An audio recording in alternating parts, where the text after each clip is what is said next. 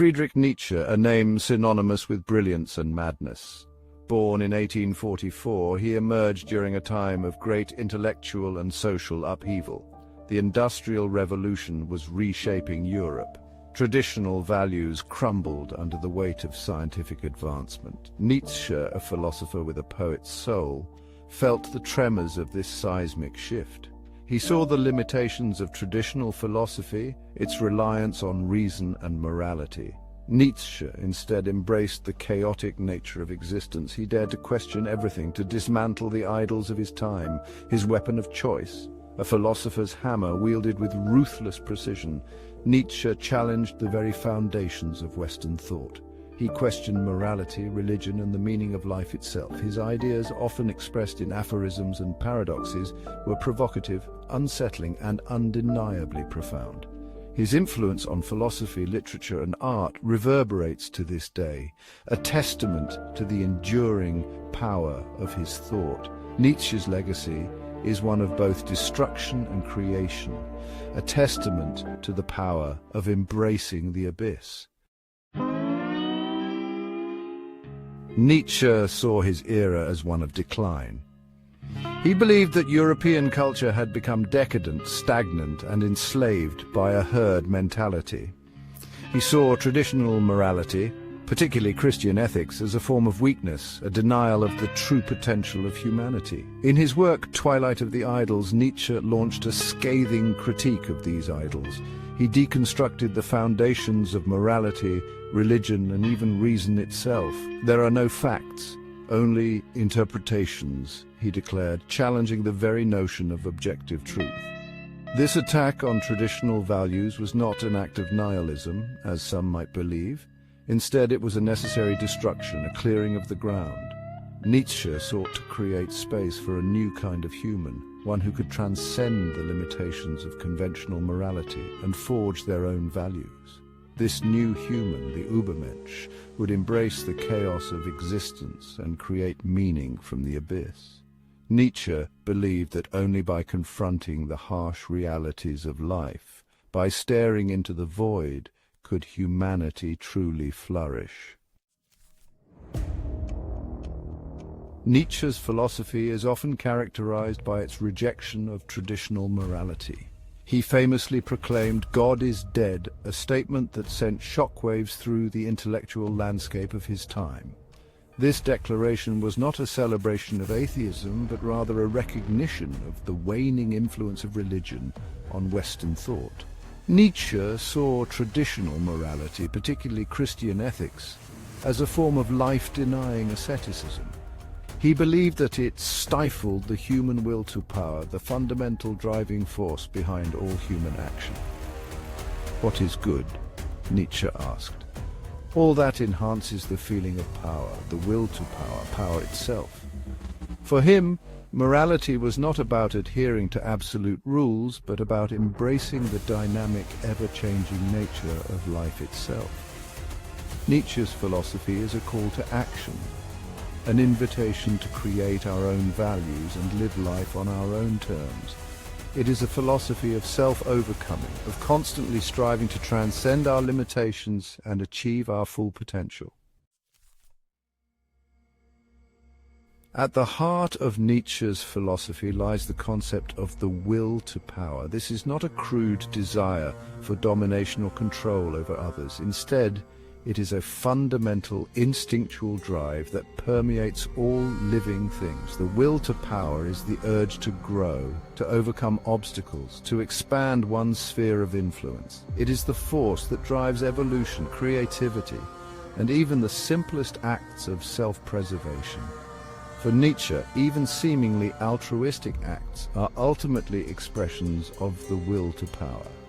He argued that compassion, for example, can be a way of asserting one's strength and influence over others. Understanding the will to power is essential to understanding Nietzsche's philosophy. It is the key to unlocking the mysteries of human behavior and the driving force behind our constant striving for meaning and self-realization. Section 5. The Übermensch. Embracing the abyss, Nietzsche envisioned a new kind of human being, one who could transcend the limitations of traditional morality and create their own values. This Übermensch, or Overman, would embrace the chaos of existence and create meaning from the abyss. The Übermensch is not a specific individual, but rather an ideal, a goal towards which humanity should strive. Man is something to be surpassed, Nietzsche wrote, suggesting that our current state is merely a bridge to something greater. This new human would be characterized by their strength, creativity, and independence of spirit. They would not be bound by the constraints of conventional morality, but would instead forge their own path in life. The Übermensch embodies Nietzsche's belief in the transformative power of self-overcoming. It is a call to embrace our full potential and live life as a work of art. Section 6. Eternal Recurrence, a Dizzying Dance. Imagine living your life with all its joys and sorrows, its triumphs and failures, an infinite number of times. This is the unsettling concept of eternal recurrence, a central theme in Nietzsche's philosophy. Eternal recurrence is not presented as a literal cosmological theory, but rather as a thought experiment, a way of testing the strength of our convictions. What if some day or night a demon were to steal after you into your loneliest loneliness and say to you, "This life, as you now live it and have lived it, you will have to live once more and innumerable times more"? How would you react to such a proposition? Would you be filled with despair or with joy? For Nietzsche, the ability to embrace eternal recurrence was the ultimate test of one's affirmation of life. It is a call to live each moment as if it were eternally significant, to squeeze every drop of meaning and experience from our finite existence. Section 7. The Death of God, a liberating tragedy. God is dead. These three words, uttered by a madman in Nietzsche's The Gay Science, are among the most infamous in all of philosophy. They represent not a celebration of atheism, but rather a recognition of the profound crisis facing Western civilization. For Nietzsche, the death of God was not a single event, but rather a gradual process of secularization that had been underway for centuries. It was the inevitable consequence of the Enlightenment, the rise of science, and the questioning of traditional authority. The death of God, while tragic in its own right, also presented humanity with a unique opportunity.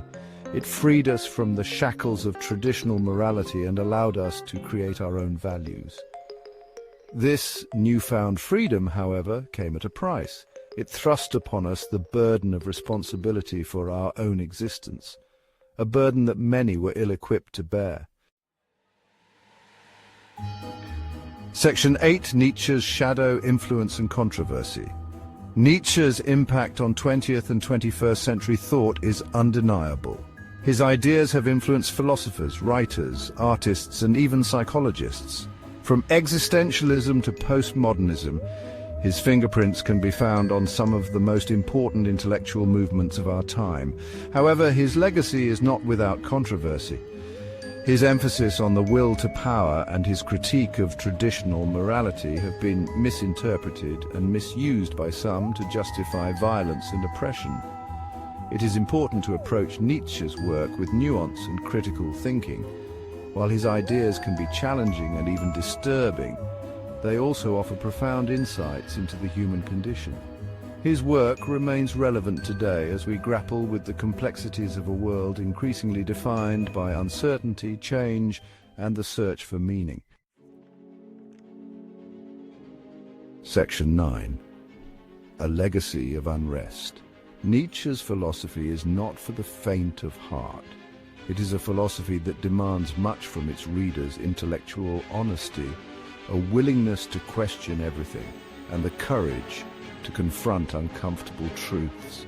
His work is a call to awaken from our slumber, to embrace the fullness of life, and to create our own meaning in a world devoid of inherent purpose. Nietzsche's legacy is one of unrest, of constant questioning and striving. It is a legacy that continues to provoke, inspire, and challenge us to live more authentic and meaningful lives.